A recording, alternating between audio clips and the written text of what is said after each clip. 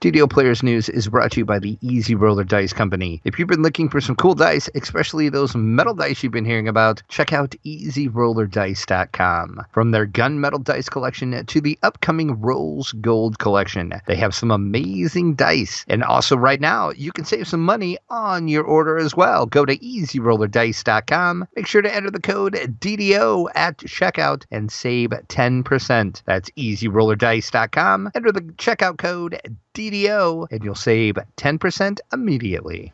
Good day, everyone. This is Pineleaf Needles, and welcome to DDO Players News, where we take a look at the latest news of DDO and on the tabletop. And please welcome my co-host from Ravenloft, Draculetta. Hey now, everybody. How's it going?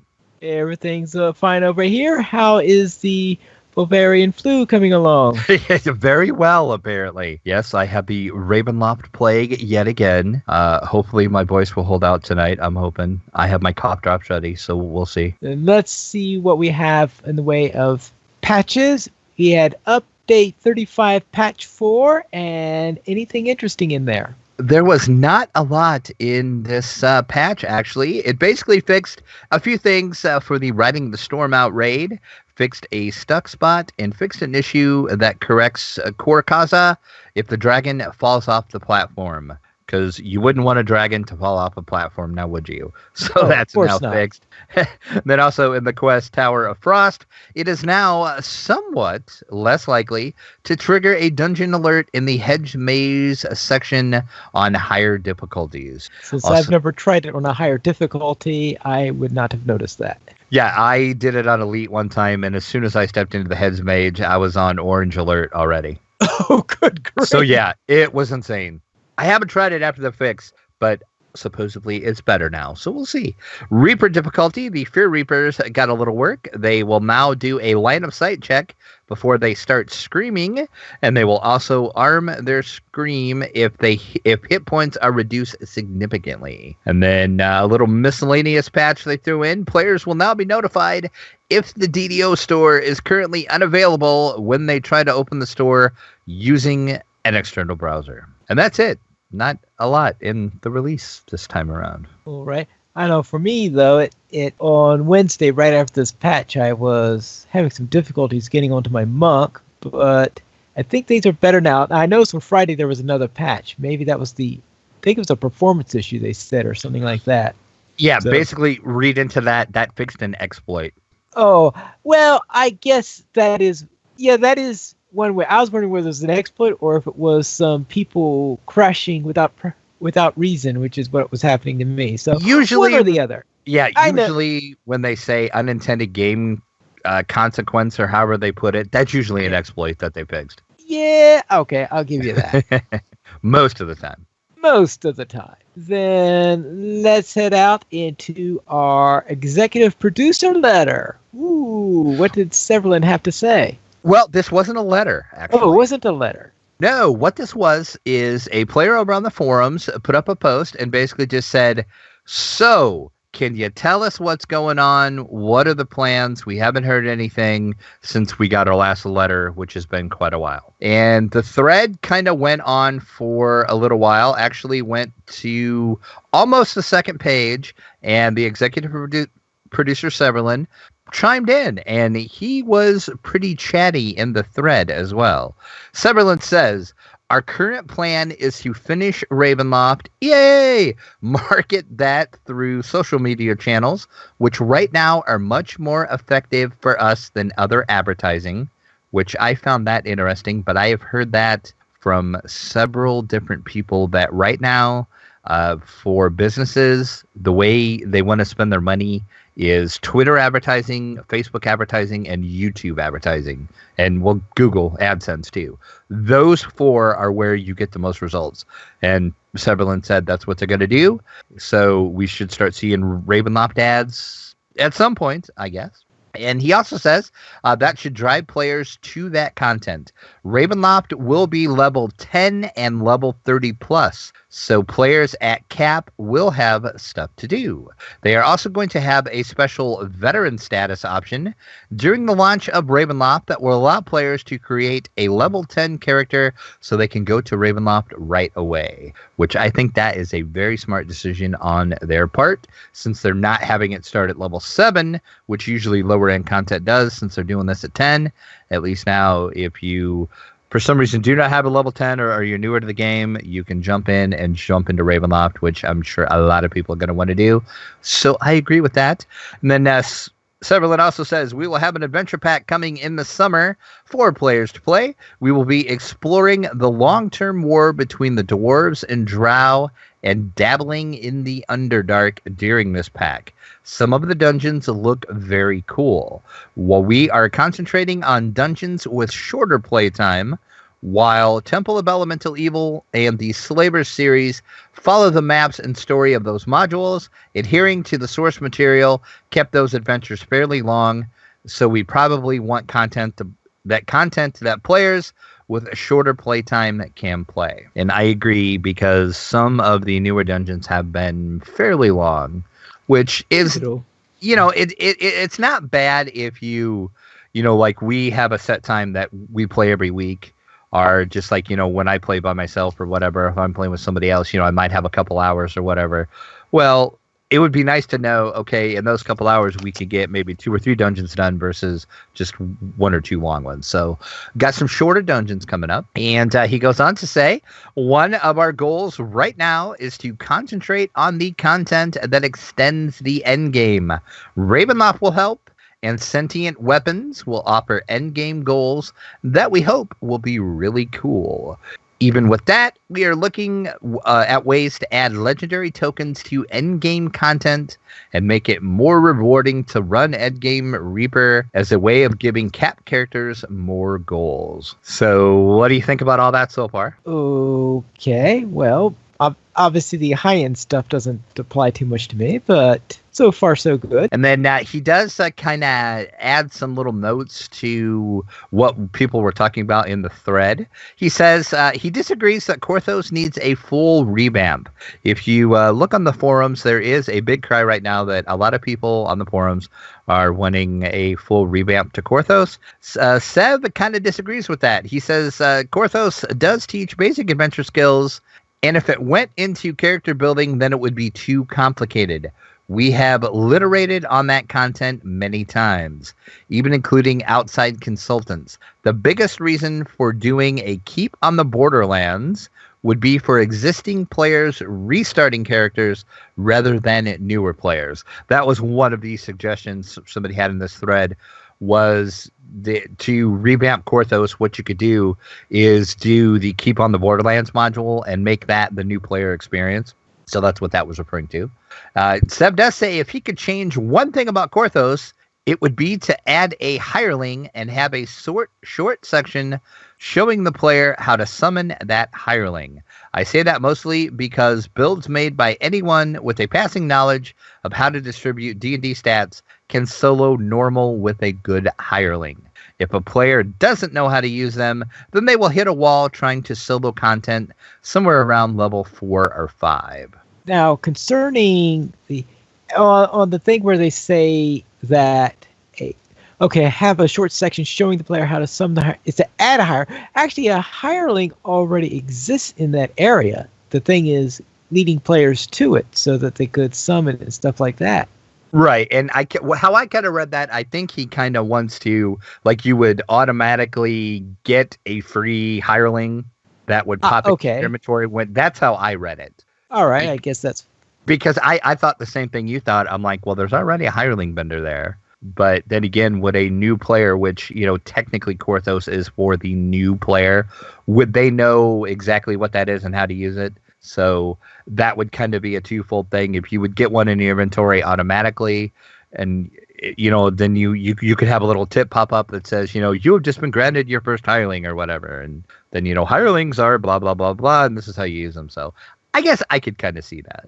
Okay. And then he goes on to say, it's okay to let players run around with suboptimal builds. That is every character I have. We have. Wait, what's that in response to, I wonder? There was something in the thread. I'd have to go back and read the thread. Basically, people were saying that you're gearing the game for, since they're putting like a spotlight right now on Reaper, they're saying you're just building the game so people have to build, optimal builds to actually play the game. Only those who want to play Reaper. Right, exactly. Which I'm going to say, I'm challenged when I play and when we play. And, I guess I can't speak for you, but for myself, I definitely do not have I have a suboptimal build. I mean, I know there is changes I can make to my character to make my build better, but I have fun with it. And that's my whole goal when I play, is just to have fun. Right. I don't want to be tweaked out. I don't want to be, min-maxed to the gills. And so, I don't know. My character probably makes yours look optimal. Well, I don't know. Maybe. Could be. Maybe.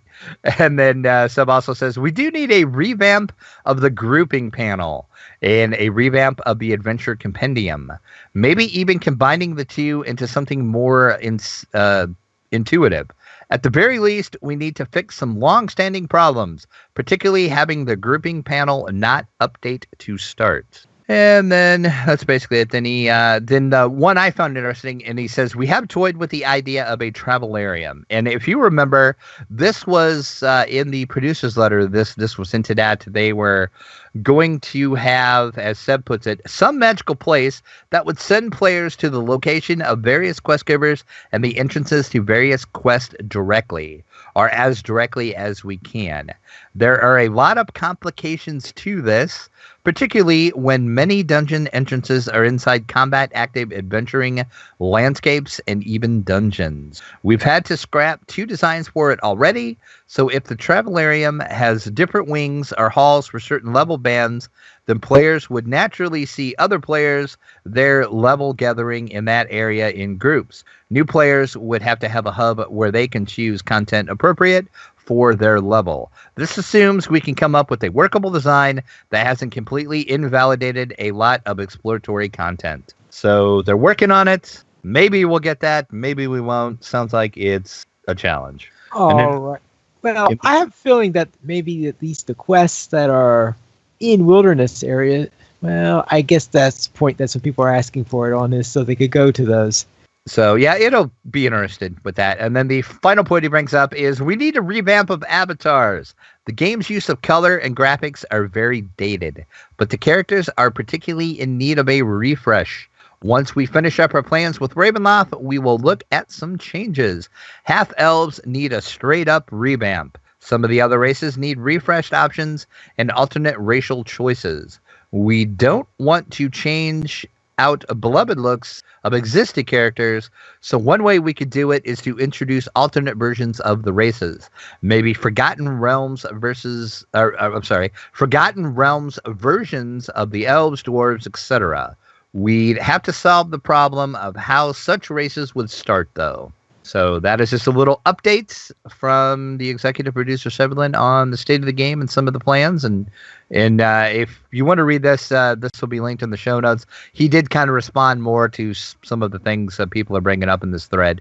This thread has ballooned now to 7 pages long. So a lot of chat going on in this thread. And so far it's been fairly civil and not trollish. I applaud everybody on the forums for actually keeping a thread civil for once.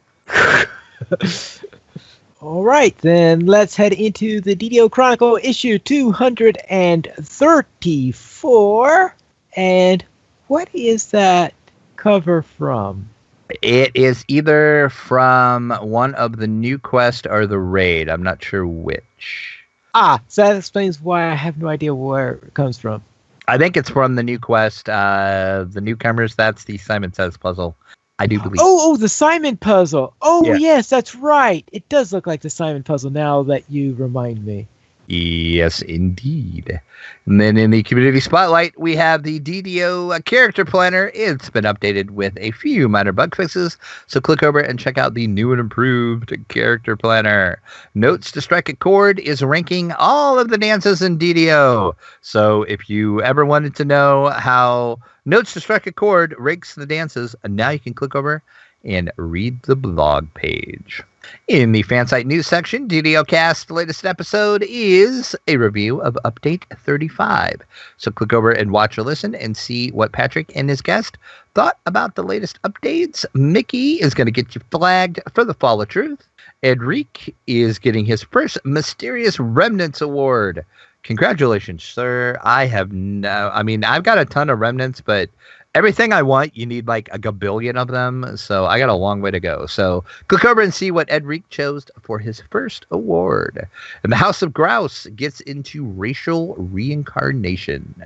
And we do have our official screenshot of the week.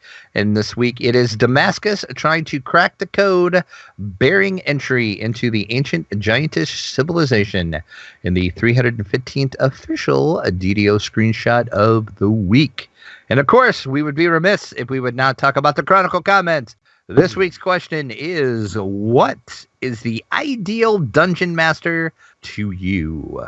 I have a feeling that you're not going to like my answer to this one. Okay. It will be a dungeon master that does not go out of his way to try to kill you. See, where's the fun in that? You need a little challenge from your dungeon master. A little challenge is one thing. Going out of your way to kill us is another thing. Gumsgang in our chat room is saying, a DM that brings extra donuts and bacon covers both major food groups, sugar and grease. I agree, sir. I agree. My answer, I think, is a dungeon master that can tell a good story and that, unfortunately, I am trying to work on as a dungeon master myself, but can do character voices. I think that adds a lot to a game when your DM can do character voices.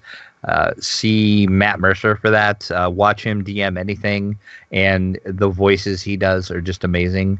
So I think that makes an ideal dungeon master. And alas, I fail at that because I can't do character voices. I'm trying. I work on it. Then maybe they should sell, if you could buy the ability to do character voices in the DDO store, you'd get it, right? I would. But alas, that is not in the DDO store. Oh, what can you get in the DDO store instead? 20% off this week. How about select classes at Supreme Tome and Ability Potions, Alignment Changes, and PRR MRR Potions. You can also get a free sample of the week. And this time around, it is a Bell of Opening. You'll get one bell with the coupon code Open Sesame, OPEN SESAME. And as always, that is one per account. So choose your server wisely. And yes, Gumsgang is saying, yes, that would be the Tome of Epic Voices. Now, my question is, how often do people actually buy alignment changes? I don't know, because that's kind of one of them. Just choose correctly the first time what alignment you want to be. So yeah, I don't know. I can't see that being a big seller, but I suppose maybe somebody out there buys it, I guess. I was wondering, are there some people in there who says, all right, I found this cool weapon. I need to change my alignment to go with this weapon. And then, oh, I found another cool weapon to replace it. Oh, that needs a different alignment. It's like, are there some people that maybe change their alignment whenever? I'm assuming that there are weapons that can do that. I don't know if that's really true. Well, I know I have found, like a really good bow or like a really good longsword at times. Yeah. And I can't use it because it's alignment restricted. So that brings up a good point. I could see it for that. But then again, it's like, I'm pretty sure in a couple levels, you're going to get something even better than that weapon. So would it be worth paying for an alignment change just to use that weapon for a couple levels? I guess if you have a lot of DDO points, sure, go for it. But I don't know. That's just kind of one of those silly items in the store. Yeah. And Gumsgang is bringing up another good point. He said maybe you would do that if you mess up a multi-class build. And I could see that point too. Oh, why won't they let me have my paladin assassin? Yeah, exactly. Oh, wait. Yeah, that's right. Oh, darn. Darn that lawful alignment restriction. Let's see what we have from the site coming this week. And how's our video camera GoFundMe working out? We are stuck at $130 of our $400 goal. So the same amount we were at last week. And we have, as we record this, there is 100 days till Gen Con. So I would say if you have not given yet and you wish to donate to our GoFundMe so we can get a new camera, so we can do cool interviews at Gen Con, cool interviews at Origins, we can do some cool tabletop play videos and reviews, stuff like that. We need a better camera for that. As I said, 100 days till Gen Con.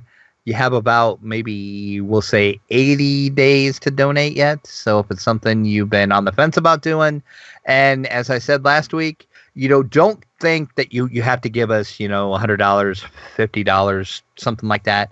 Even if you could just give us a couple bucks. Like if everybody that listens to the show either downloads it or views it on YouTube would just give us like $2 for every viewer and listener we get, we would hit our goal in no time.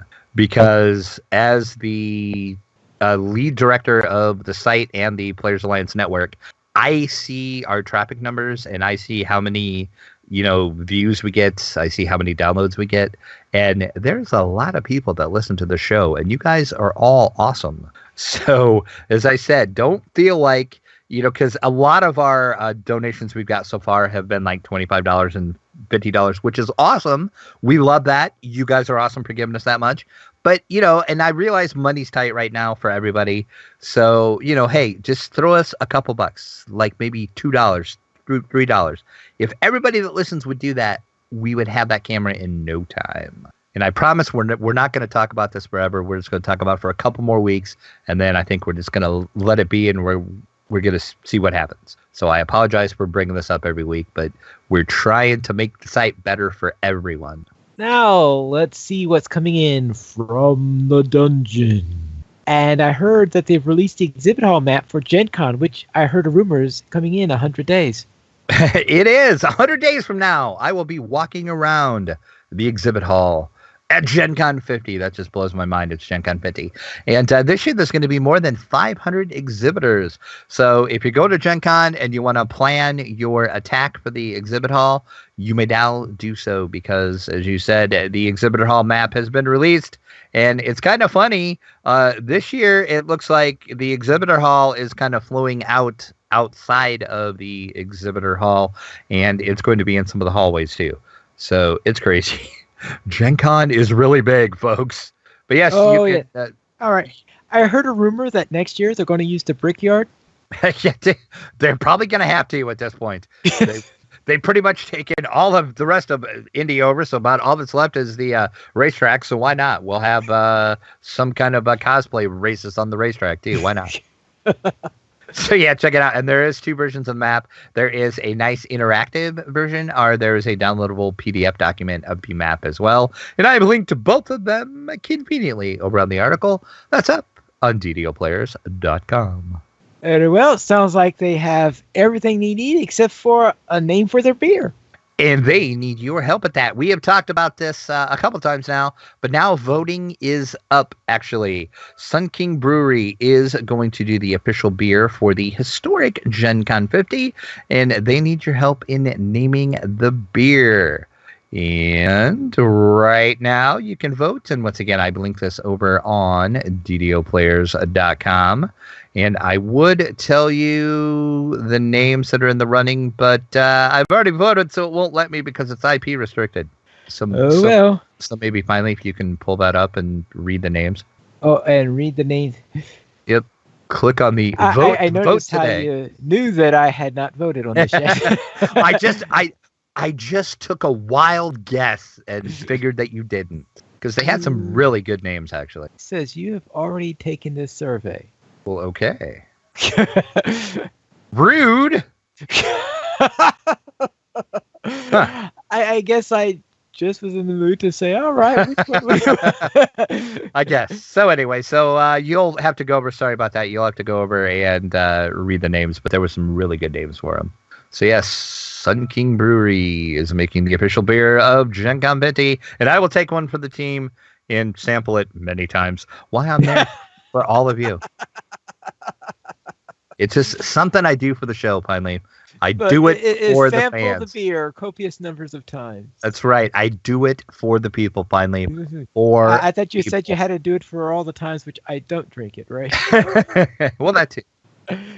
Cthulhu, a new Lovecraftian horror rises to hold your dice. Right. Who doesn't want a Cthulhu dice bag? And that's basically what Bag Cthulhu is. It's a Cthulhu dice bag. It's actually looks like it's pretty well crafted too. It's the height of it is 8 inches and the wingspan is 10.5 inches, and it will hold 100 standard dice made out of plush or microfleece with a polyfill stuffing, and of course it's evil, because it's Cthulhu. The side effects of owning this dice bag might be madness. Oh, that's right.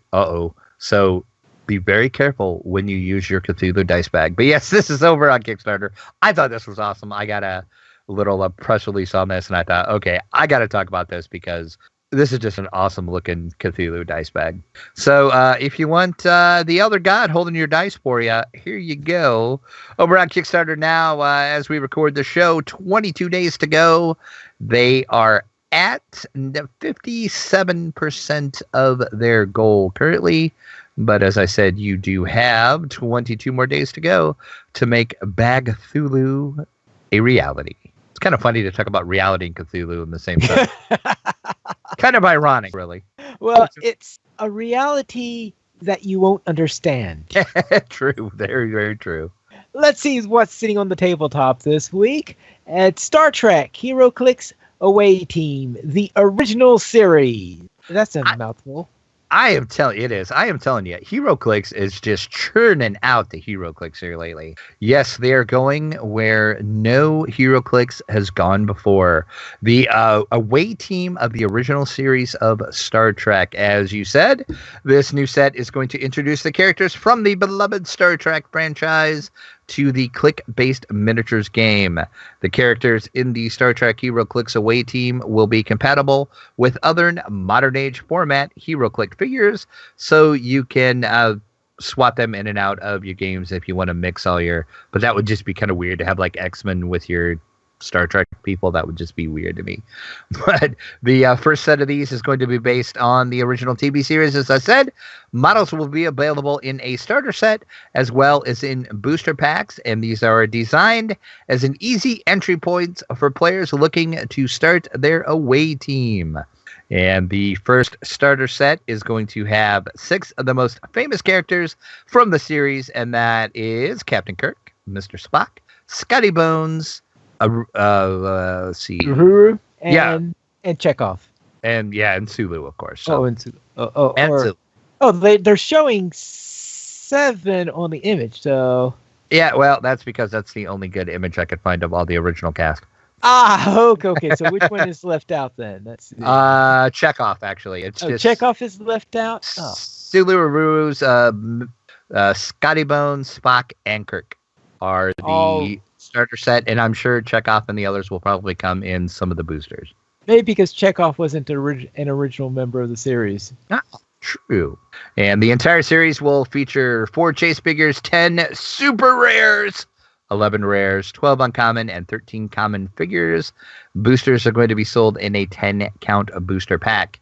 So look for that from WizKids soon. No official release date has been stated. All they said was soon, later this summer. So I'm guessing Gen Con-ish or after, probably.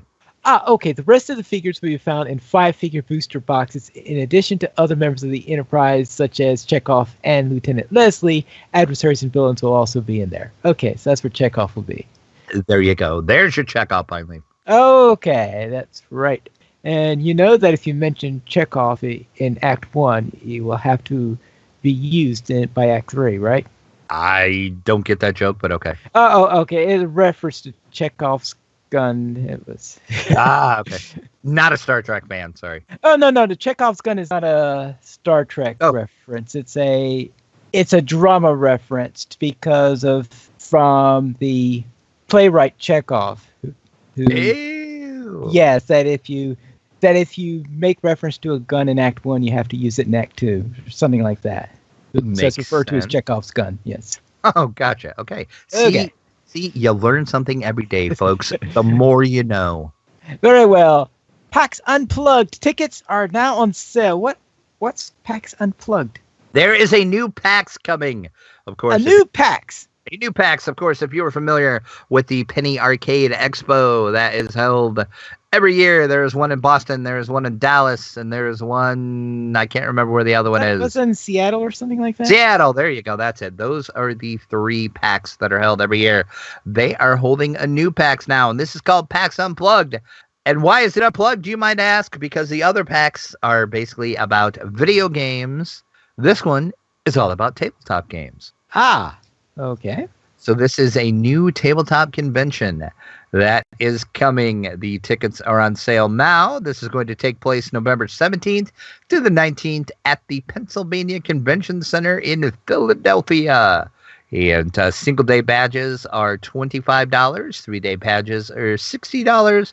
And Sunday kids badges for 6 to 12s are available for $10. So yes, we have PAX Unplugged joining the bevy of PAX conventions. Well, at least this one's closer than the other PAXs are for me.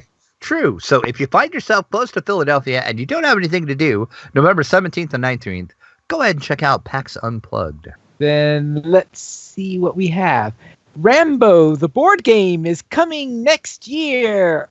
Oh, make my day. I was waiting to see what you said about this, finally, because there's a little behind the scenes for you here. Before we got ready to play last week, Pine Leaf was having some issues, and I was having some issues, so I was trying to figure out why my game wouldn't load, and we were working on that, and Pine Leaf, but just like all of a sudden out of the blue, Pine Leaf was like, do we really need a Rambo miniatures game? And my answer to that was yes. Yes, we do. Because Rambo is awesome. That's right. This is coming to us from the fine folks over at Everything Epics. They have announced they have got the license to make the Rambo series in a miniatures board game. Rambo the board game is currently in development, and it is a passion project of Chris Batellis and Jim Sammartino of Everything Epic. The game originates from the designers' love of the film and their passion for making a game that would capture the magic and fun of the action-adventure favorite. It's going to be a thematic, cooperative, tactical miniatures scenario-based game, that's a mouthful, for 1 to 4 players, and you can experience the events they remember from the film as well and embark on new, never-before-seen missions. Come on, Pine Leaf, you know that sounds awesome. I'm just trying to put all those things together into the same game, a tactical miniatures, a cooperative tactical miniatures game based on Rambo. But yes, and now let me throw another thing in. If that wasn't enough for you, just like they say in infomercials, but wait, there's more. There's more? The game is also going to introduce a legacy-like missions, which are going to be sealed envelopes, which will gradually expand the game as each mission is complete. Each mission will tell a story, and it takes the players on a unique adventure to the various locations to save POWs, escape a military prison, raid a jungle encampment, defend a secret airbase, or survive a treacherous jungle, and much more.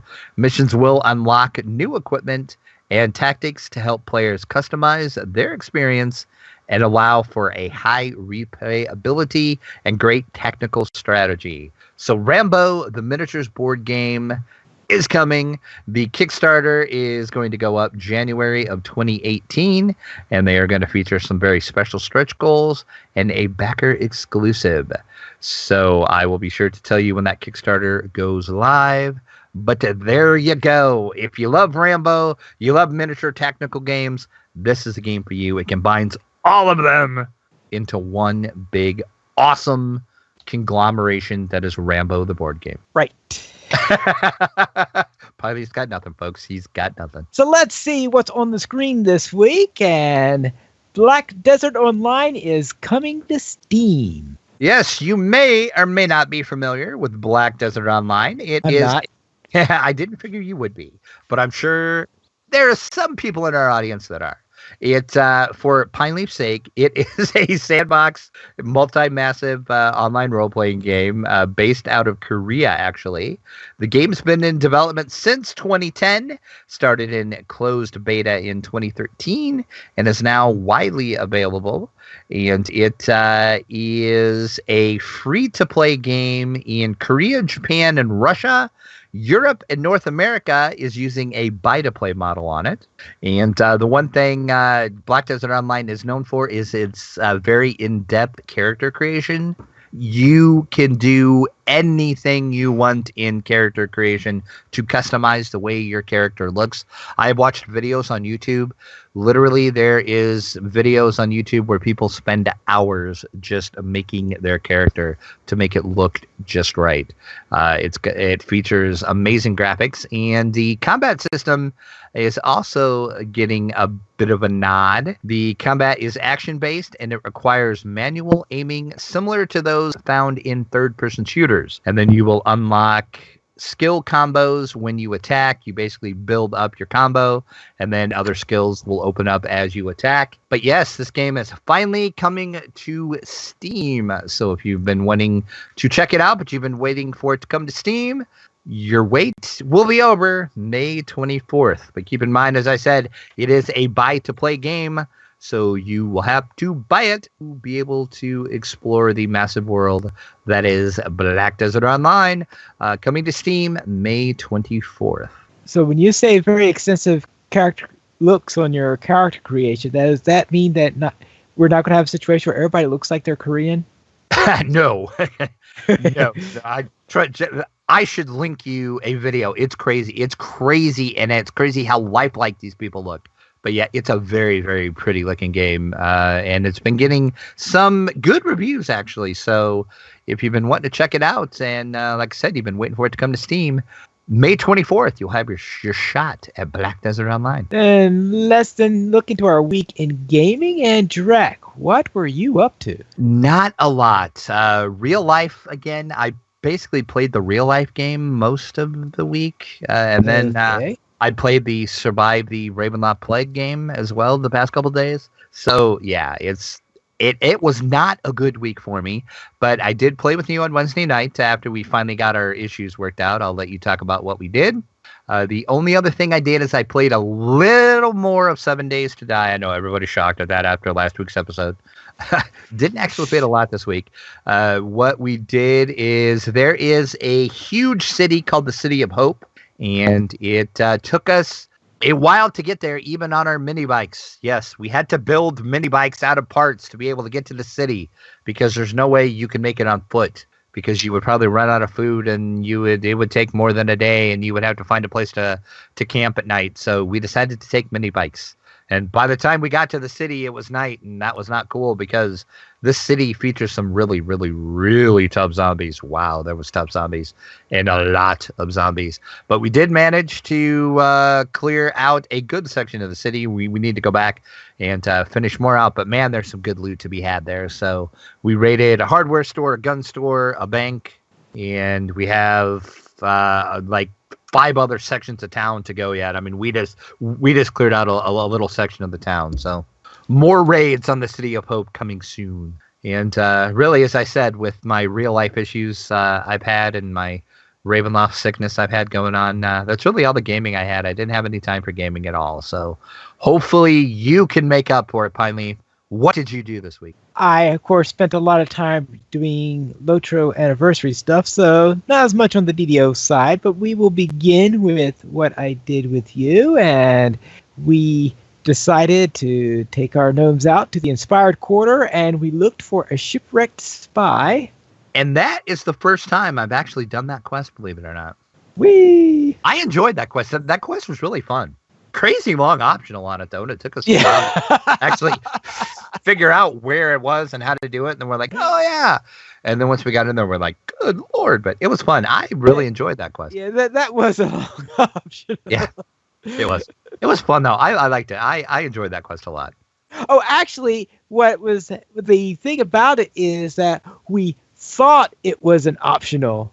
That was the problem, is that really long section. We thought it was an optional, but it was really part of the quest. Yeah. And then we go through all there, we get to the end there, and we talk to the person that says, oh, by the way, well, I'll be ready as soon as you speak to the captain. Yeah. You mean the captain that we didn't talk to because we thought it would end the quest? Yeah, exactly. So we're like, hold on, I'll be right back. Yeah. And in a bit of a turnabout, I was showing Drac how to cross a trapped bridge. Instead of the other way around. Yeah. Actually, you did, because I'm like, I don't get how to get over here, and you're like, okay, do this, jump here, and jump here. Yeah. So I'm like, wow, my world is all askew here. Pine is telling me how to jump over something. Well, see, that's what happens because my character now has more jump skills than you have, I guess. Yeah, true. Yeah, I usually don't put that many points at a jump, but you usually do because you're. I need it. Finally, yeah, you're jump challenged all the time. So yeah. Well, let's then head into my Dragonborn favored soul, where I decided to return to Tangleroot Gorge, where I did Yokuk's War Plans and Whisper Dune Spawn, and reached level 5 after doing that. And then on my monk, who used to be an artificer, the monk that used to be an artificer, level 12, I went to Lord's Mark Plaza. I ran Diplomatic Impunity, had a bit of fun with that, and I came to Framework. All right. At first, it all seemed fine. Going through there, I get to the boss fight. Oh, good grief. I could not do that boss fight. I was just squashed in there. Really? Yeah, I was completely squashed by all those Minotaurs. I think there are like 30 or 40 Minotaurs in there at the end. That can be a very challenging fight, though, because just because of all the Minotaurs, and then there's the traps that you got to make sure you don't go over on the end. So yeah, that can be a tough fight. Yeah, so it was a bit tough. So I got on the end and oops. So therefore, I was unable to finish that particular one. And I'm looking at the level 12 stuff, and I notice it's hard to. I'm trying to find something that I can actually do in the level 12 area. It seems like everything is all right. This, because you have everything in the Lord's Marks Plaza. I'm trying to think, what else is at level 12? So I'm having a little trouble deciding what can I do for that level. And I think that's why I tend to get bogged down around that level, because I've always been this person, even in tabletop, who always preferred the low to mid level. So when you start to get above that, it's like, oh, okay. So I think that since passed over into DDO also, where the high levels is not my favorite area. It tends to start to peak out around level 10. Looks like about the halfway point is where I stop having fun leveling a character. Yeah, 12 is that like really weird level. Actually, you've got at 12 you should basically go out to the desert. That's about your area. Yeah, I guess I will have to go back out there, because I was hoping I was finished with that after doing all that at 11, but I guess I need to go back out there and do some more stuff out there and get past the level 12 doldrums. Right, and then there is a quest. Have you done Eyes of Stone yet? That's in. I assumed that was the follow-up to Framework. It is, actually. Yeah, and I'm just trying to think, am I going to be able to fight that Medusa? Yeah, maybe. But yeah, 12, go out to the desert. That's your big. All right. There's also a Relic to the Sovereign Past that you can do at 12 as well. That's in House K. Okay, So, I'll look that up. And maybe I can do something, because I didn't make any real progress in leveling, because even though Diplomatic Impunity went pretty well, Framework, of course, the time I spent over an hour in there, and of course I got nothing for it because I got killed. Yeah, it's those quests, I think at level, in my opinion, are a little challenging.